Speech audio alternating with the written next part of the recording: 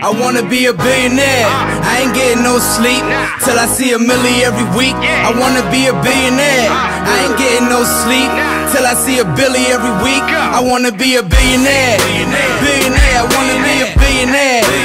Billionaire. Ladies and gentlemen, how you doing? Welcome to another episode of Sleep is for Billionaires, the podcast. I am your host, Johnny VEGAZ.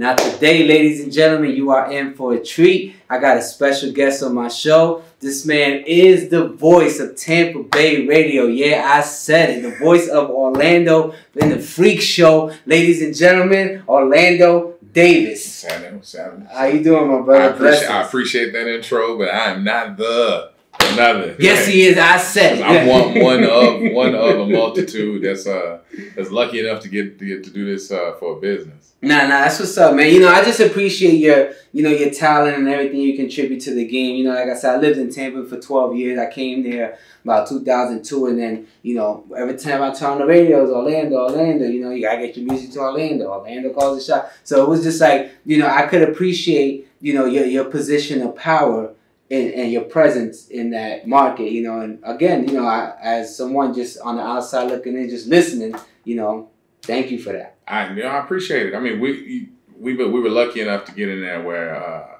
my ideas mattered, because it was people who brought us in to be that, you know, young, crazy, whatever. So they didn't really know. So they're like, bring in some people that could like just let them do their thing. Mm-hmm. And, you know, I was one of those guys, and I just stuck around. So, you know, wherever ideas can come, you know, to fruition, that's where we like to be. That's what's up, man. I respect the humility behind, you know, everything you stand for. That's awesome, man. Like, you know, keep doing your thing, man. God will continue to bless you.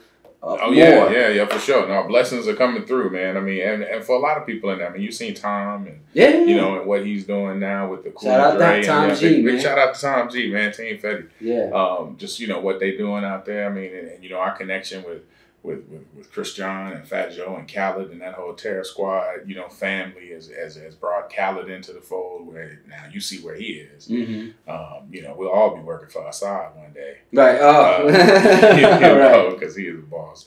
But yeah, you know, just the interminglings of Tampa has like grown into different spots, and I'm proud of it. So, you know, I'm definitely saluting everybody in the Bay whenever I move and see you out here doing it. It's like, you know, I'm looking at you on the podcast, and I'm like, you out here hustling, got the day job, you know, but still keeping your heart in it, because, you know, this is the passion, and it's like, yo, so when I come through, I gotta slide through. Thank you for that, man. You know what I'm saying? It's been a while since we got to kick it again, you know what I'm saying, but we finally made it happen, man. And yeah, man, you know, I like to instill that into people, because as far as, you know, keeping that 9 to 5, but still keeping the dream alive at the same time, because some people get discouraged and fall victim to being a product of their environment, or, you know, life happens, or their circumstances just take over so much of their time that they let their dreams die. But it's like, you know, if you know how to manage your time accordingly, there's no limit to what you can do. And with the finances that you're getting from your job, you know. Absolutely. Yeah, and keep feeding it. I mean, if it's your dream, ain't nobody gonna, I tell people all the time, ain't nobody gonna treat your dream like you will.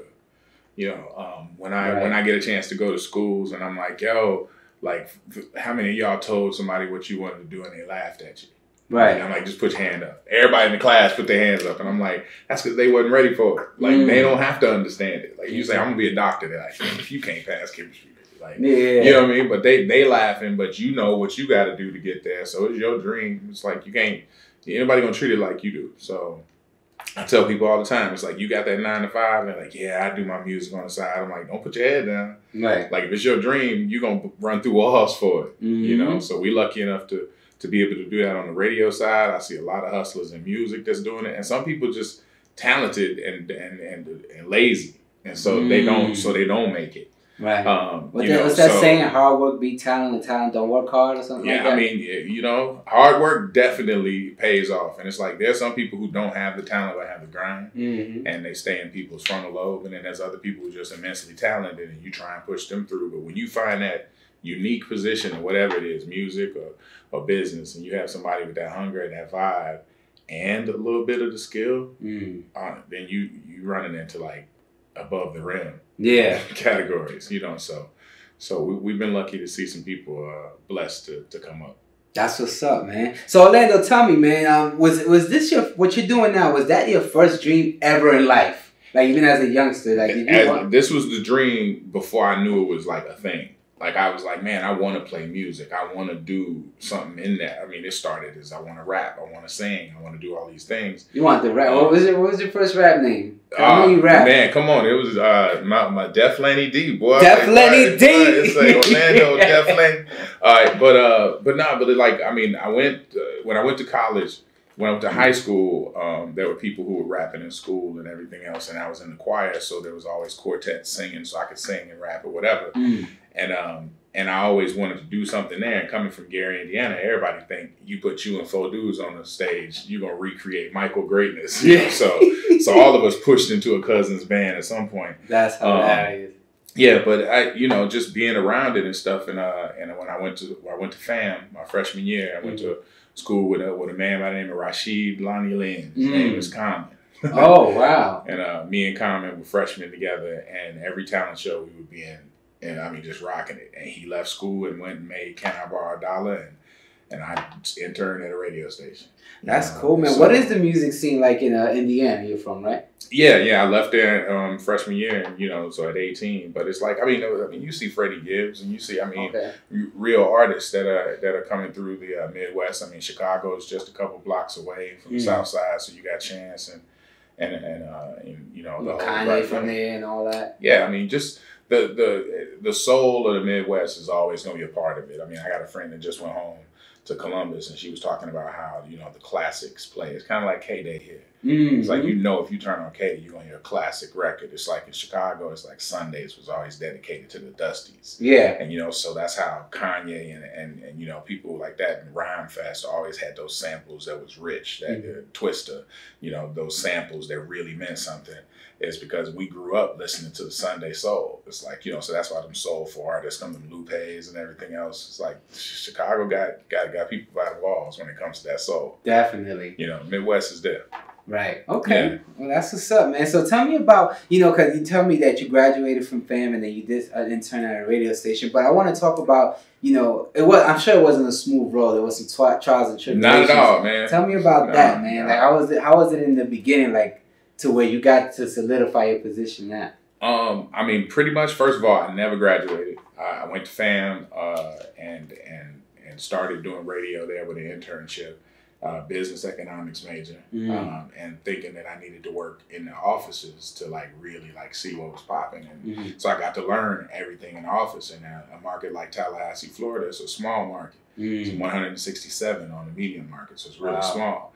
As opposed to LA being number 2, it's like this is small time, and so what's number 1 if you don't mind me asking? New York City. New York, okay. Yeah, then you got Chicago, you got Philly, and San Fran, but it's like it moves down based off of population, and in that market you do so many things because you wear a lot of hats. So I'm the intern, but I'm able to do everything. So they sell the station, and a new owner walks in. He's like, "You the receptionist?" I'm like, "Yes, sir. What can I get for you?" I'm giving him reports, and he's like, "All right, this dude's cool." He's like, "You got kind of a deep voice to be a receptionist, but okay." Yeah. So he's back there doing all these one-on-one meetings, like, "Hey, my name is so-and-so. I do the commercials. I take them here. I give them to Orlando." It's like, "All right, you talk to the sales guy. I pull the reports. The pro reports Orlando gives me at 8:30. I go through them. By 5 o'clock, we have them closed out." He's like, "Who's this Orlando dude?" He's like, "That's the dude you met up front. They gave you the coffee and the files." He's like, "Well, hold on." And he walked down the hall. And said, "You Orlando?" I'm like, "Yes, sir. You need more coffee?" He's like, "No, I want to know what you want to do. Because apparently you're doing everybody's job back there. So I need to hire you." I was like, "I'm working hourly." He's like, "All right, can you do this job for me?" And that's how my radio career got started. And what was the job that he assigned you to? He gave me nights 7 to 12. Because he was like, I hear you do weekends. I'm like, "Yeah." He's like, "I want you to do that, but I want you to helm my music department because I don't have a music director." And I'm like, "Okay, I'll babysit." And I'm like, "I answer the phones. I know all the reps." Yeah. So he gave me the music director position, and 6 months later, he made it official. That's what's up. Congrats on that, man. Yeah. So. And what station was this? That was Tallahassee. That was Star 101.5. That was WXSR. Yeah. Okay, so from there, that's when you made the transition to Tampa, or what? Did you do all Came to Tampa after that station worked, and then it started to kind of flounder, so they changed it to an alternative station. Okay. And the PD was like, "I want you to stay on if you want to." And I'm like, "Yo, I love it." So I learned alternative, which wasn't really hard to learn. But some smart people that I know who do rock music was like, yo, it's really just radio. So we kept doing that, and the station blew up. And I ended up like staying in Tampa for a while. And then '98, when Wild Thing was playing in Tampa over and over and over again, they was building this station. And people who I knew in Tampa was like, yo, you need to reach out. And it just so happened that the dude who was my boss in Tallahassee was there with the people launching the station. He's like, there's this kid that is in Tallahassee that is all over the clubs, that is crazy, and that is like, it will show up at work at 9 o'clock. And so they called me and I came down. That's what's up, man. So when you came in, you started as a PD, or you kind of had to work your way up?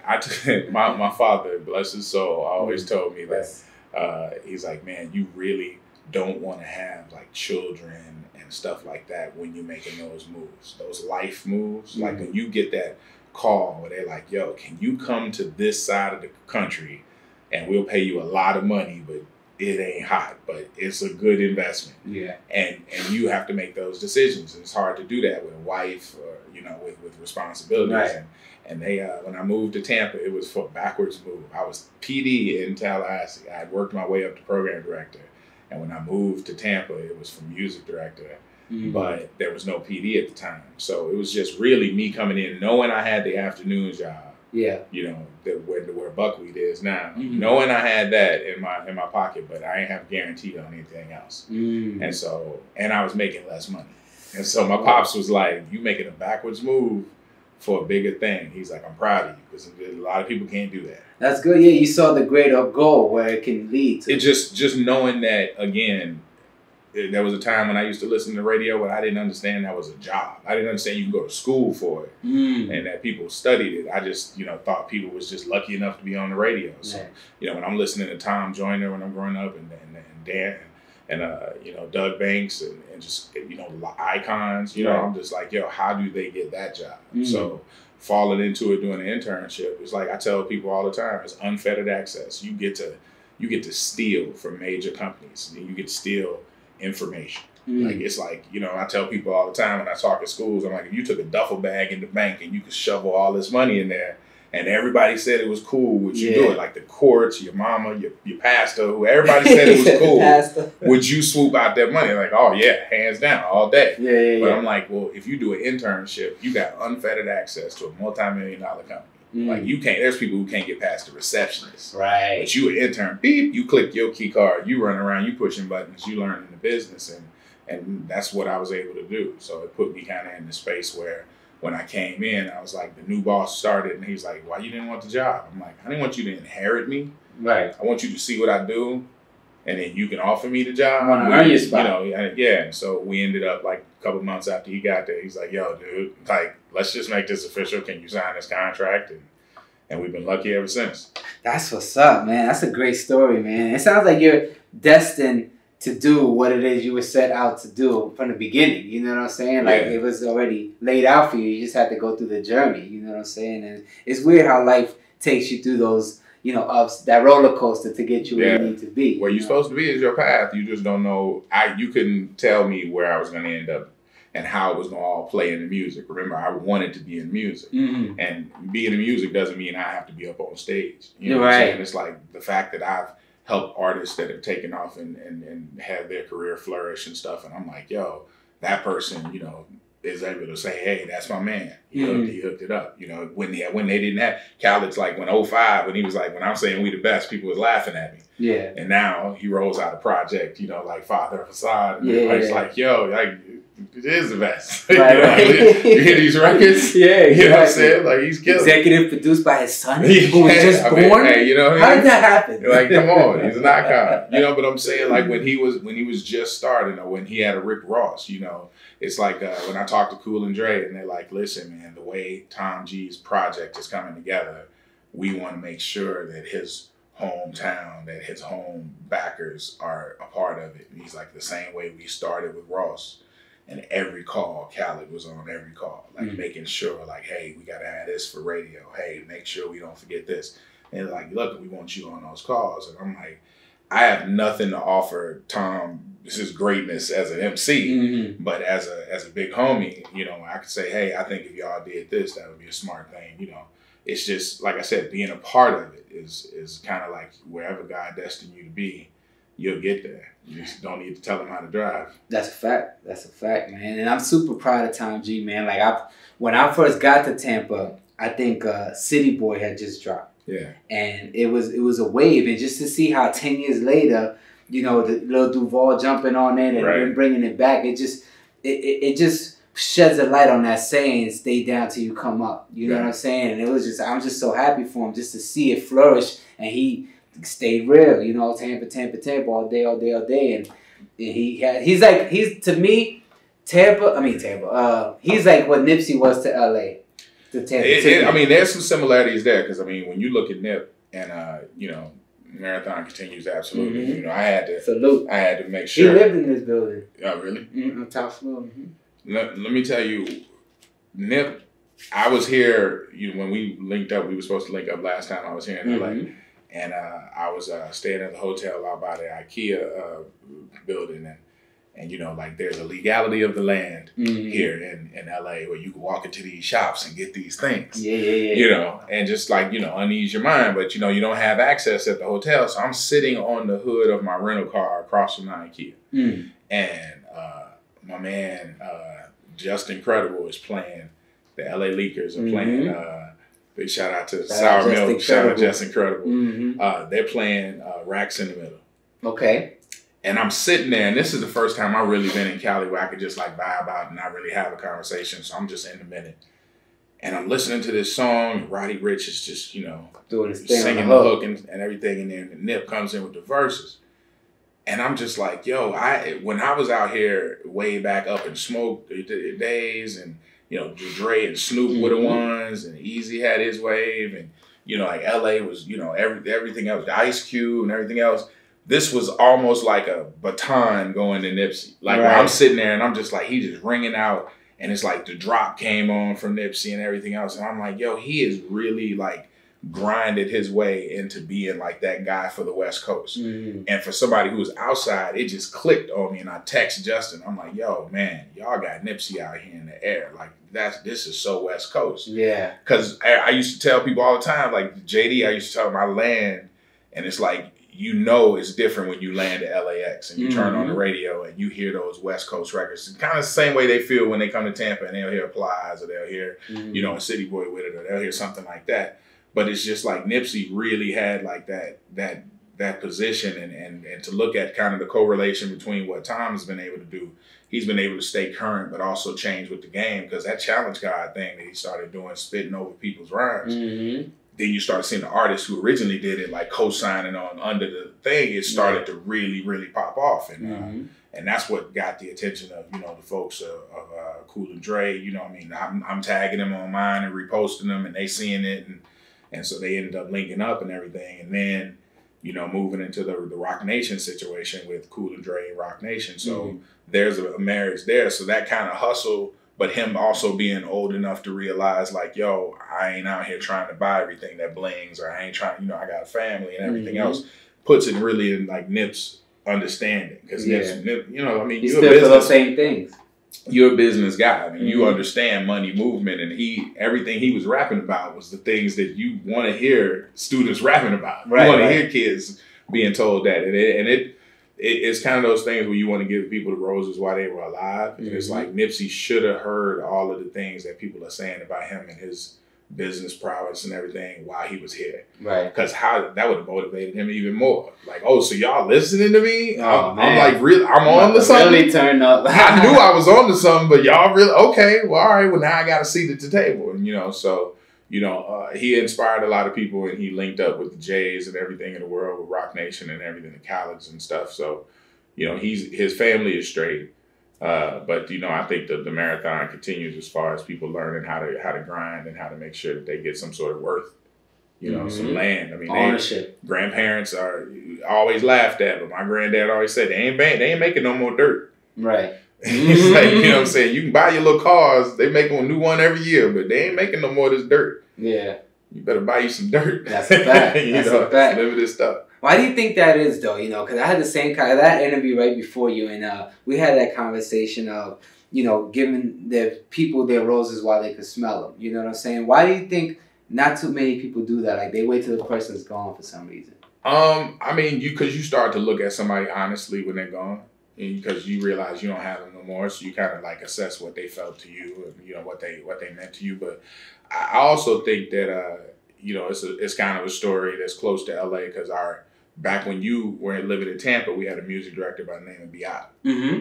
Beata was the, you know, person who started the bidding war with T-Pain. This was our Sprung hit in Tampa, and she started calling Def Jam and letting Jive know, and they started fighting it out. And when the smoke cleared, he ended up with Jive, and Jive also ended up hiring Beata. Ooh. And she moved to LA and ended up the rep out here for Jive for a long time. And then Julie Pilot left Kiss, and Beata was the heir apparent. Now Beata is running Kiss right now. Wow. And just a girl from Seminole, you know, used to work at Carrabba's, you know what I'm saying? Came in, hustled, and learned everything she could, and is now like, you know, I mean, a family and everything else. You know, but when you look at that, you know, people always say give them their roses while they're alive, but when I let her go to Jive or encouraged her to move and do all this stuff, a lot of big executives at our company was like, you know, what are we doing? Like, we're just like schooling them and then just like let them go, like everything. And then I was like, what am I supposed to do? Like leave them under my thumb? Yeah. Like watching her take off, like I'm like almost a proud thing, you know? So I think a lot of people don't give you your roses because they really gotta, you know, somebody gonna flip it and say, well, so I'm so great, man. Let's talk race. Right. Let's talk, you know, there's a lot of those things you don't necessarily, you don't really want to hear those kind of things. So it's kind of like maybe people a little bit questionable, like on how, when they give you your roses or what everything else, and they know it, and ain't no bounce back when you're in the grave. Right. You know, so it's sad, but it's true. So that's probably it.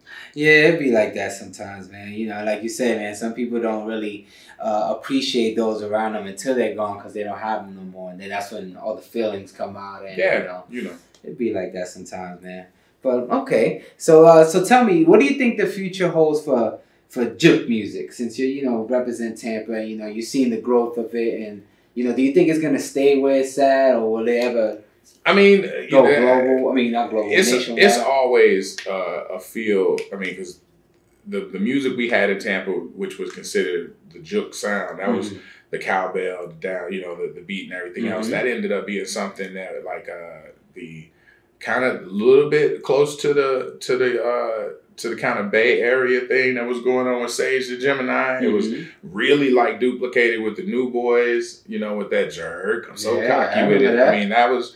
You know, that was all like that juke sound too. So it's had a lot of different, you know, names and whatever. But I don't know if juke is going to necessarily be something. But there's a wave coming out of the South, you know, that's really, you know, like major. And it's not just the ladies. I mean, you got Carl Crawford, who made a lot of money moving from the Rays to the Dodgers. And then now he's in the rap game with Megan Thee Stallion. You know, and it's like, and he's out there signing cats. And it's like, you looking at that, or you look at the fact that P and Coach K with QC. I mean, just... You know, I mean, I'm just at the Capitol building and I'm seeing this big flag with a QC on it at the top of the Capitol building. And I just had to like tag him and say, yo, you out here flagging like crazy. Like the dude who did, you know, prison time from 14 to 20 is now running the biggest, you know, new label with Lil Baby, with Migos, with I mean, the whole collective, you know what I'm saying? So, you know, salute the whole team. I mean, Quality Control is definitely making moves. So, you know, Lil Baby, who didn't want to rap. Right. You know what I'm saying? He was like, they was like, nah, dog, for real. Like, we could really do this. And like made him do it. And now he's, you know, set. Yeah. So yeah, it's a lot of great music coming out of the South. And you know, that's a major look for us. It's a different sound. It don't discredit what's going on out here in the West though, because I mean it's something that's real major. That Roddy Ricch thing is just, he's on a few records that ain't really radio. Yeah. But like if you look into him on the streams or on that, I mean he's major. He's kind of got that new wave of that Akon kind of thing, because Akon was doing hooks so much they started calling him the Black Phil Collins for a while. Yeah, I remember. You know what I'm saying? So yeah, that Roddy Ricch is one to look for. That's what's up, man. I mess with Rowdy, man. So now, but you brought up a good point. You said, you know, he make records not really for radio, but if you check his streams, his numbers is popping. So with that being said, how important do you think radio is to a new artist's or any artist's career? You know, do you think it matters to, or should it just depend on streams? I mean, it doesn't matter until they get smart. Explain. An artist that is just getting in the game and it's just like, I'm streaming, I'm popping, I'm getting a check, you know, then they're just hustling. They're just seeing the hand over fist. They're just seeing the exchange. When they get smart or they get people who are around them, they realize that when radio comes to the table, your streaming and everything else is magnified. It's almost like you performed at the Super Bowl or something. So artists that were really happy with their streaming situation then get radio and kind of play it back. And this is funny because we had this conversation at the finishing school that the Motowns had to teach people how to accept interviews and teach them how to do stuff, because, you know, Smokey Robinson, Marvin Gaye, all them people hadn't been nowhere before but Detroit. Right. So they didn't know, but they had a finishing school that was there. And Chuck D always said hip hop needed that. And it needs it more now because now you got kids going YouTube video directly into content, and then now they on Entertainment Tonight and TMZ. So they probably gonna do something stupid. Right. So, you know, so now you got kids who are like, you know, they come in and they really don't think radio is the move, but then when they record, you know, deserves to get on the radio, it gets on the radio and they see that streaming number quadruple and they're like, what happened? They're like, oh, radio put you in. They're like, oh, what radio need me to do? It's like, nah, you know, you kind of blew that one. But, you know, like, so when they get smart and they get a little bit more knowledge of it, they realize radio is a part of it. Now, that don't mean that everybody who's watching this needs to do like they do in Tampa and run down and put the CD in under your windshield thing and scratch your car or all that. I'm sorry. I did that a few times. That was mean, there's a whole bunch of them, you know. I mean, and now it's like, you know, people tag you on socials and they're like, yo, my cousin is dope. What's up? And play him. And they really think that, but radio is literally the last piece, because we find you when you popping. We look at streaming. I look at the top 400 records that stream every Monday. I sit there, look at a report to see what's popping, and Shazam numbers and everything else where people are like, you know, checking records that they didn't know. And I mean, we have a lot of like 10 different things that we look at to see what's popping in our city, in addition to reports from our research department that go out to the clubs and like, yo, they played this, it was a 10. Like everybody was with it. And then, you know, though this one, everybody went and got a drink, you know. So I mean, we look at all of that information, and that's how radio comes to us. So you got to have a way before radio comes. Just the days of, we talk about the Jacksons, the days of just singing and walking in a conference room, that ain't it. Now they want to see there's a market for what you do. There's people out there checking for what you do. That's how Megan Thee Stallion got on. That's how, you know, Nipsey grinded it out. I mean, he said it in his lyrics. He did it without radio.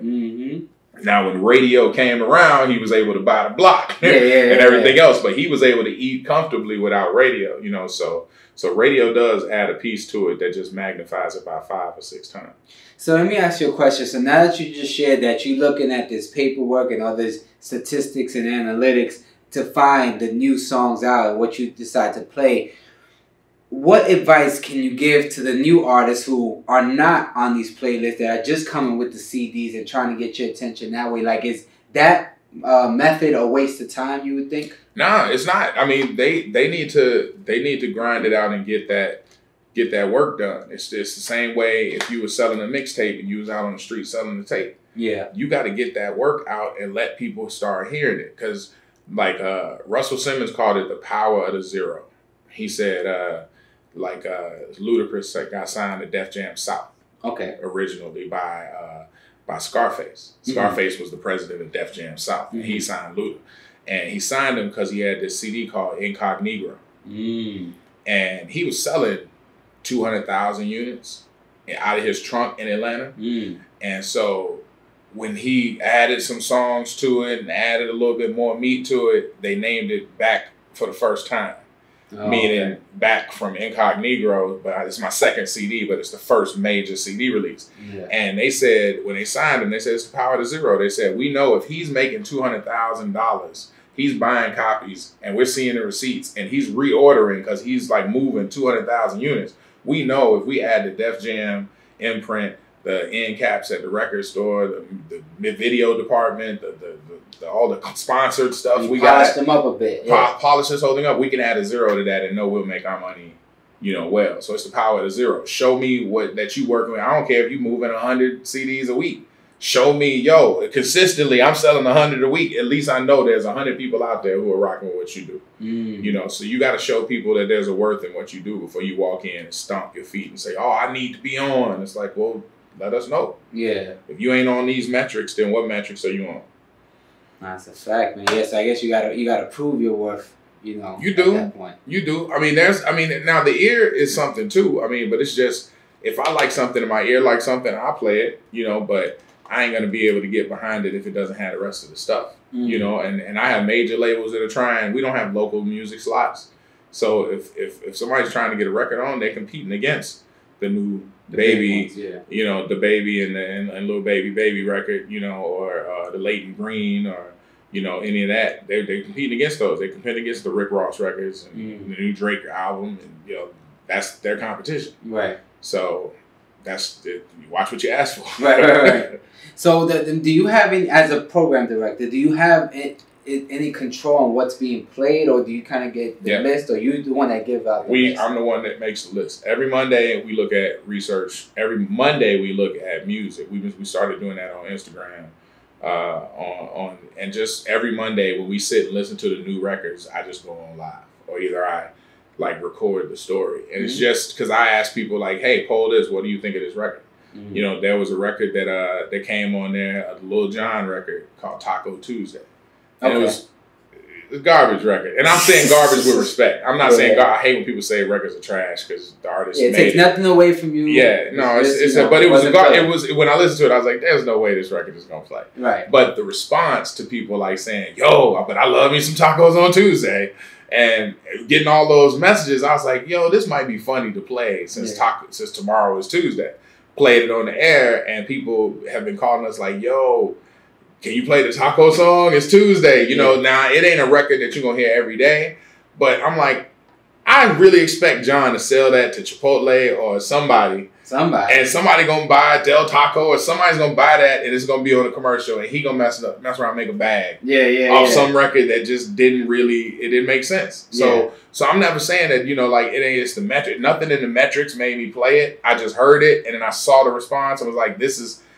they always say, you know, like whether you like it or love it, you felt something. It moved you to feel something. So if it's getting a lot of response, then that's it. You know, I can't, you know, I saw that and that was the evidence for me trying it. Now, most people who walk in with a record are like, well, just play it and see what the people say. I'm like, well, that's a gamble. Yeah. I'd rather play it online and let people like, yo, play that again. And I'm like, all right, at least I got something in your corner. Right. So, yeah. So shout out to Taco Tuesday or Lil Jon. I think they're delivering like 400 tacos tonight to the party. So that's what's up, man. So how do artists get their music to you on that Monday boardroom meeting? Like how can they get their music? I mean, that Monday meeting is really like major releases. Oh, major releases. But I mean, but I mean, it's the music director who's in there, and she gets everything else. Anybody who wants to submit music can go to wild941.com because there's a submission like page there or whatever, or either they just DM me or whatever, like most people do, and I get a chance to see it. But it's just when it's DM, it just really feels like it's ahead of the curve. Like get out there, get your name out, like. Send me a video of you performing it and 500 people singing every word. You know, those are the things. Like when Chance dropped, I was like, this is too weird for the room. I don't get it. And the management was like, really? And I was like, yo, this is goofy. Like, this dude's goofy. And they're like, well, we're doing this concert in Chicago and we were inviting everybody who don't really, I mean, they invited the supporters, but all of us that was on the fence. And I got there and he had these life-size puppets on stage performing, and it was weird. And then I saw 80,000 people singing along every word, and I'm standing there like, yo, this is something. Yeah. And so they were like, how you feel? I'm like, I feel like I've been in the dark. Like, who Chance, what? And that started our relationship with Chance, and then he came to town, killed it. The headline, the Last Am show, killed it. And just, you able to learn. Like, school me on your stuff. Don't just hand me your song. Like, what did I say earlier? Your dream. Nobody treats your dream like you do. That's a fact. So don't hand it to me and walk away and be like, oh, Orlando got it. It's like, nah, it's your dream. It's my chance. About to pop off. Like, show me that, you know, like, show me that room with 30 or 40 people doing it. Not that they ain't all your cousins or something like that, you know? So, yeah, that's it. That's what's up, man. That's good advice right there, man. So it seems like you're like a workaholic in radio and music. You know, you're everywhere and they never there. Tell me, what does Orlando do to unwind, man? What do you do to just chill, relax? And, I mean, I don't have too much chill time. I'm trying to write a little more. Right? Yeah, I have some screenplay, the book. Oh. Everybody keeps joking me about the book, and I'm like, I really should. No, but there's a screenplay that I'm really interested in doing. Like, there's a screenplay that I've had an idea for, 2 of them, and one of them I just started cultivating, and I just started really looking at script development and how to lay it out in a script way. And as the pages come, I keep sending it to my Hollywood friends to just say, hey, how does this look? You know, so that's like what I do to unwind. And other than that, just like watch my daughters, because like they're growing 10 and 12, and I'm like, yo, like I still feel like me, but then I see little me's like getting that. Like they roasted me the other day. They saw we were watching Coming to America, and the Soul Glow thing came on, and they just thought it was the funniest thing ever. And I had to remind them, yo, your dad got a freshman picture. Yeah, that's very Miami Vice and dripped curlish. And I showed them the picture, and they roasted me for 10 minutes. And I'm like, yo, these are my baby girls. And they're like, Daddy, did you? And I'm like, yo, what's up? They're like, Daddy, you would drip too hard. Like just roasting me. And I'm like, I can ground you. Right, you know what I mean? Like, but like I'm really seeing them as personalities now. So, so that's a good unwind too. That's cool, man. And poker. I love poker.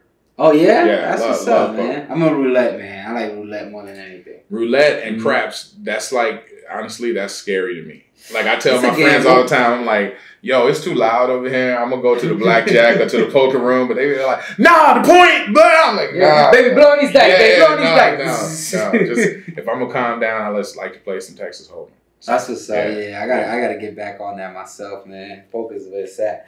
But that's cool, man. I'm glad are your daughters into music at all? They got their own path. They're in the dance. Okay. They love dance, and my youngest daughter is dabbling in acting and stuff. So any of that, they love it. But dance is their big thing. They dance a lot of hours a day, and I swoop them when I'm coming from the studio. So they put in the work. So as long as their schoolwork stays up, and they keep killing it in dance, man, they loving it.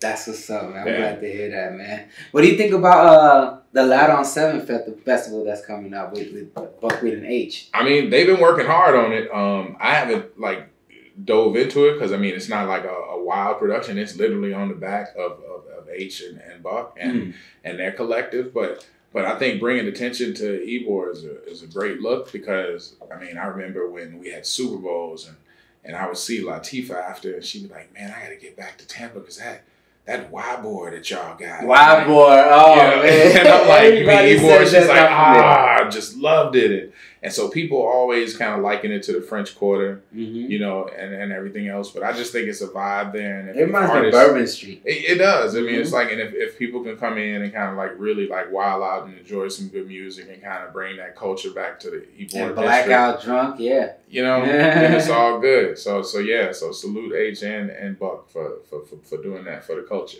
Yeah, no, I definitely think that's something that Tampa needed as far as the music scene to shed light on it, to take it to the next level. You know, with these big festivals that happen, like Coachella and stuff like that, I see Loud on 7, you know, ultimately getting to that level. It could get to that. I mean, you know, you see Austin and you see like, you know, the Southwest, you know, and everything they do on 6, you know, and everything there. So, I mean, you know, you definitely Ybor got something to show. Definitely. And I think that the artists that come in and can highlight, you know, if people can collab up with them and do some stuff, I think that would be incredible. Yeah, no, I definitely see it. And shout out to you guys, man. You guys are doing great things. So tell me, man, do you have an exit strategy with what you're doing now with being a program director, or is this something you want to retire doing? I mean, I don't have an exit strategy. I mean, I have the opportunity to move up to some other stations, and I passed on those just because I'm happy in Tampa. I like it, and I kind of feel like when it becomes a job, you know, then I wouldn't like it anymore. But labels have kind of started talking to me as well because they're like, how long do you want to do this? Do you want to move to a label thing? And who knows? I mean, right now I'm just really happy in the job, so I'm focusing on that. But I think if I wanted to, I can go work at a label. Do you see that in the future? Honestly, the way labels are going, I don't really see it as necessary. I mean, because people who are signing now, you get a great comfort with labels, but you can also do it like a chance or do it, you know, on a smaller level. And then when your larger projects get on, then you just do deals with the labels. I mean, somebody like Marshmello now, he has a deal where he makes records and he decides what label puts it out. He just does single deals and everything else. It's like, it's just a different, it's the wild, wild west when it comes to records. But I just like the creative process. So I don't know where that'll go with artists. Maybe it'll be an A&R thing. Maybe it'll be putting people together to get showcased to get deals or who knows. But it's always going to be a part of that creative because like I said, you always stumble your way to where your path is supposed to be. I wasn't really supposed to be here in music, and I stumbled my way to it. So we'll see. But radio is really my only focus right now. I'm doing a little bit more TV just because it works hand in hand with that. But it's always radio. What are you doing on TV? I did ABC Action News live a couple weeks ago, and they want to do more. No. I hosted their morning TV show. Oh, okay. They have one of the anchors, Carly Boyette, who had a baby, and so she's been out on maternity leave. So they've been using other people to come in and you're one of them. I'm one of them. Let me find out and see on Good Morning America one day. Brian Gumbo. No. It's all good. It's just, but it's all in promotion of the station. The station is the thing, and I mean, we're in a lucky space. We're definitely necessary. I tell people the word that you want to be is necessary, and I think, you know, from what we do for locals, what we do for hip hop, for just the soundtrack of Tampa, you know, it's a good look. And, you know, then the wild splashes, like we mentioned earlier, and stuff, you know, like whatever. Like right now we do a Beat the Bomb where we just giving people money and everything else. And it's like every station does it, but Wild lives on that island by themselves. We're not R&B, we're not top 40, we're just this space. And people been rocking with us. Yeah. I definitely been right. I still listen even from out here, man. Yeah, that stream is popping. Yeah, that stream is popping. That's what it is, man. Well, I want to thank you for coming on the show today, man. Man, I had told you I was coming to the West. I was like, yo, we got to sit down. So, you keep doing it and keep, showing the world through your lens, man. I'm proud of you. Thank you, man. I truly appreciate it. That means a lot coming from you. You know what I'm saying? And I hope we could do some other work in the future. You know, aside from music, maybe on the business level. You know, I told you a little thing about what I do. So hopefully we could build on that. For sure. And let the people know where they can follow you and stream the station. And all man, stream the station, please. Wild 94.1. That's our app.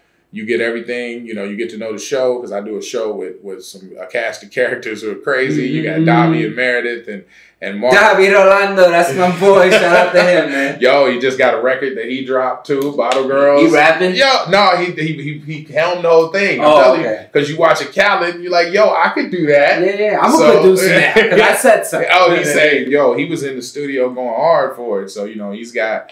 All the guys, Young Dread on the record. He's got Tom G. He's got Tampa Tony on the record. So I think they out here. Dread and Richie West. They out here. Yo, they be on the road, and it's crazy because when we first talked to them, I told people to get on a grind, and they was like, "What do you think grind? What are you telling us?" I'm like, "Don't just be married home." They took that with all of the money they had, and they hit the road. And they showed, and they learned a lot while they went. Because every time they came, it was like a three-man weave in basketball. Every time they came across through Tampa, you saw them get better. And they would go back out, and they would come back. And then they grinded. And so to see them succeed and to get this wave that they're getting is just like a testimony to say, yo, they paid attention and they did it right. So shout out to Davi. Bottle Girls is out there streaming. I saw the ladies in Houston loving it. So Wild 94.1 is the app, and that's the whole thing. And you can also catch me on IG. I'm Orlando Davis, just how it spells, and get at us. There you go, man. Thank you for tuning in to another episode of Sleep is for Billionaires, the podcast. I am your host, Johnny Vegas, Mr. Orlando Davis, the voice of Tampa Radio. Like I said now. Stay tuned for more episodes to come. Thank you for watching. Have a good night.